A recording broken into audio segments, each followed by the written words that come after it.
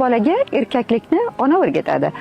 Qiz bolaga ayollikni ota o'rgatadi. Qiz bolaga ota qancha mehr ko'rsatsa, qancha erkalasa, "Sen eng go'zalisan" desa, u shuncha noziklashadi. Chunki bunday qiz boshqa erkakning mehriga muhtoj bo'lmaydi. U biladi, uni hammadan ko'proq sevadigan, himoya qiladigan bitta odam otasi bor. Ammo ota qiziga mehr bermasa, e'tibor bermasa, uni tinglamasa, u mehrni ko'chadan izlaydi. Agar ko'chada bir erkak unga "Chiroylisan, maftunkorsan" desa, shu gapning quliga aylanib ketishi mumkin. Shuning uchun ham qiz bolani qanday ayol bo'lib ulg'ayishi otasiga bog'liq. O'g'il bola qanday erkak bo'lishi esa onaga bog'liq.